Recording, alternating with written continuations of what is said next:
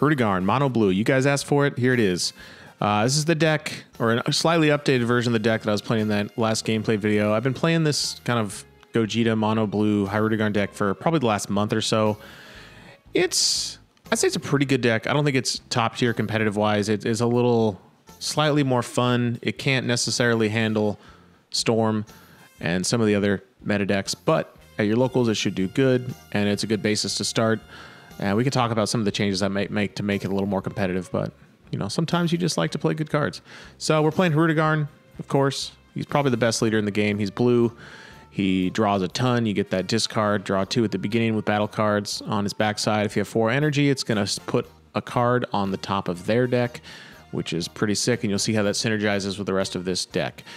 New from Clash of Fates, and this is the only Clash of Fates card I added to the main board. There's probably others that I would add to the sideboard, like the feature rare Goku, and I don't really know what else. I try to look at other ones, and I think the deck is pretty solid as it is and doesn't really need much new cards, so we'll see. But the Burnished Bonds, Borgos, I think we know what this does. When you're on your opponent's turn, if they try to restand energy using anything but Awakening, it lets you KO an energy. So this is it's also just a 1-cost draw one. So I like to play those in the deck, the cantrips, just for that, you know, early game, fix your hand, late game, you know, get that one more extra combo power to hopefully win you the game. But messing with their energy and not allowing them to do stupid things with it is pretty great. So look forward to using that card. Second card is just 1 copy of Group Leader Pilaf. You could run this at 2 if you wanted to, but I kind of like it at 1. You just use it versus the Shenron decks. They're going to go for their, you know, the triple attack, take that away from them, and it kind of shuts down their whole leader. It's not super useful in a ton of games, but every once in a while it comes in play. Takes away 1 attribute, which is pretty cool. Then we play 4 of probably the best super combo, or at least the best type of super combo in the game. Next to Shigesh is the Holy Emissary of Flame. This card is going to let you super combo at 4 life, and then discard a card to draw 2. So you're +1ing on the super combo and getting rid of things like all those extra cards you see at the bottom late game if you don't need them. Then we play 2 copies of Oath Power Tapion. I was playing this at 3, but honestly I didn't use it that much, so I dropped it to 2. This is for that time you need to flip one of their battle cards back on top of their deck, or when you need to get to 4 life to get to that awaken point. Usually in this deck you want to awaken on 4 energy or 5 energy. If you do it on 3, you're messing with the flow. It's not quite as good. You're not being as effective. And then for the Gogeta fodder, and I actually like these cards and I think they're a little underrated. The Sneak Attack Sun Goku, which is a 15k Goku. When you play this card, choose, I believe it's a 3 cost or less, and put it back in its owner's hand. One thing I really like about this deck is it takes a lot of stuff and puts it either back in their deck, at the bottom, on top, back in their hand. It just kind of messes them and doesn't allow them to do what they want to do, and keeps a nice clear board most of the time. So there's that one, it's 15k. Then the Sneak Attack Vegeta, which is Barrier, and then when it swings, it has the same effect as Hirudegarn, where they take a card from their hand and put it on the top of their deck. I think this card's vastly undervalued in terms of play. Like, yeah, it's a good thing to discard for the Gogeta fusions, but at the same time, it's got Barrier. It's 15k, so it's always putting pressure on the leader, and that putting the card back on top is insane, especially after you get the big hitters in this deck, like the Gogeta Hero Revived, and they're down to 3 cards. If you have one of those on board already, which I did yesterday, you're able to get them down to 2, swing at their leader. They're down to 1. They end up with 1 card, and then if you've got any of those Phantom Flames, you can just sit there and just destroy their hand over and over, and they're only going to draw back into the cards they just had. So once you get them there, you pretty much win the game, unless they have some crazy cards going on. Then we play 3 copies of At All Cost Vegeta. You know this card. It's great.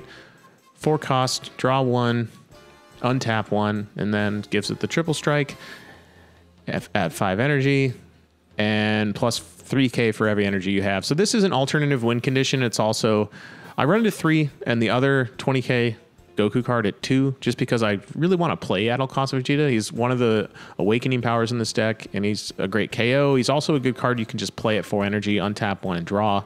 So you don't even have to attack with him, you just leave him out there. Then we have 3 copies of Awe-Inspiring Intimidator SSB Vegito. I just love this card in general. I think in mono blue it's amazing. Swing, it gets barrier. They have to attack a battle card. They can't attack your leader. So it just stalls the game. With all the Phantom Flames and Dimension Magics and Mafubas and Sensu Beans you're playing in this deck, and just the draw power in general, you're going to be able to defend it. And it alone can win you games, and just, you know, sit behind it and then drop the Gojitas while they can't kill you, and pretty much over. Then we got 2 copies of Rapid Onslaught, Son Goku, the promo from, I think, set 2. Honestly, I wish there was a better blue 20k Goku, but there's really not, and I don't really ever play this card. Usually charge it or use it for the Gogeta. I think I've played it 1 game when I didn't have any other options and I needed to go for game of the double strike, so it can come in handy, but it's not great. And I don't know if you guys have any other opinions on a better 20k Goku. Let me know. I just kind of landed here and thought it was okay. And then probably what I think is the best card in the deck, and I would love to bring it to 4, and you could bring it to 4, but I think 3 is the right number, is the Ultimate Fusion Gogeta, which puts 2 battle cards of any power back on the bottom of their deck, draws 2 cards. You can use the any of those Goku and Vegeta pairs to get it down to 4 energy instead of 5. Most of the time you just play it for 5 though, and it can flip the game, and because you're drawing 2, it's just so good. So I love that card. And then we play 2 of the Gogeta Hero Revived. You're only really going to need to play this once a game, so seeing it, you know, I only have 2 copies of it. I've never played it twice. But this card's insane. It's Cell Chain and Chain Zeno kind of in one. They put all the cards back in their deck, and they draw 3, and if they don't draw into something good, they lose. But in this deck, because we're playing Hirudegarn and Phantom Flame, we don't care what they draw into because we're taking it right out of their hand. This card's 30k. Triple strike, deflect, barrier. It's just broken. Once you get, like, if you get to turn 5 and you can play this card, you pretty much win every game. The only decks I've really struggled against with this are Storm and like Super 17, which are going to be really prevalent in the next meta. So I probably would update this deck to handle Storm a little bit more. And then maybe a few, you know, if you're playing against a hand control deck, I'd probably take out this Gogeta actually and swap in some like Scientist Fu or hard hand recovery cards. But I don't know. I haven't played against that much, so we'll see. And then we play 2 Kami Global Unifier. This is really just for the 1-cost draw 1. It's also a good card to discard when you swing. And just in case they build a giant board, it's a really good option to blow up everything and not deal with it. So I just like that card at 2. It comes in handy. Then we play 4 Dimension Magic. I love this card. It's amazing. So many times when you're sitting at 5 life and they're trying to double strike you, just take the 1 life, negate it, get your 2 energy back. Then you can do dumb stuff with Mafuba and Phantom Flame and Pilaf. And so you're able to defend yourself really well with this deck. If you're not playing Dimension Magic and you're playing blue, I think you're doing something wrong. And then we got 4 copies of Phantom Flame Cannon. I really like this card. I've always liked it. I've played it in, I think, the release tournament for set 4. And I think it's pretty amazing. It's great on defense. You can use it to, and you've seen that last game I played and uploaded.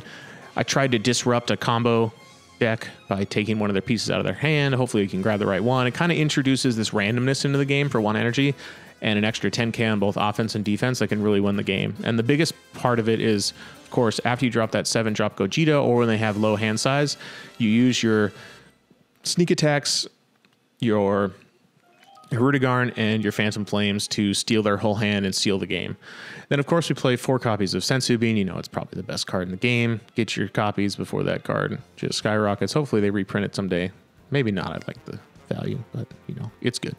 And then 2 copies of Mafuba. I think Mafuba, if you're playing blue, especially a mono blue deck, is probably required at 2. I think it's just too good not to play. And it's lower risk these days because even if it gets bad ringed, you can negate another attack with Dimension Magic, bring back 2 energy and play it again, or play it Sensu Bean or anything. So it's a little less risky to use the 2 energy for, which I really like. And then the thing that makes this tick, and I played it without it, but I kind of like it in there, is Objection. In most decks, I'm not a fan of Objection, and especially with Dende running wild, it's not great. You might play the West Kai card instead, and that might be a better choice depending on the meta, but we'll stick with Objection here because that's what I've been playing. But accelerates your ramp. If you can get 1 or 2 of these off in the game, you're playing Gogetas on turn 3 or 4, and you're just doing ridiculous things to them, and they're never coming back. Also, you can discard it with the super combo, which is great. You can charge it as energy, so it's not really fully dead. Early game, it can be tough if you draw into multiple, but just charge it as energy, you'll be okay. But that's the deck. I think sideboard options, definitely the feature rare from the new set for the Storm matchup. And then I probably, if you are playing Storm, lower the ceiling of this, get rid of the big Gogeta, maybe those Rapid Onslaughts, and maybe even Adult Cost Vegeta, and get in those draw 1 10k cards. So it's essentially more super combos. You're going to want the feature rare, maybe another Borgos, and you won't need Oath Power Tapion because, you know, they're going to awaken you anyways. So there's a lot of things you can do with this deck. I really like this archetype. Even if it's not the most competitive, I think it's really fun. And just the Gogeta cards are ridiculous. And Phantom Flame is really fun to use. So yeah, thanks for watching. Peace out.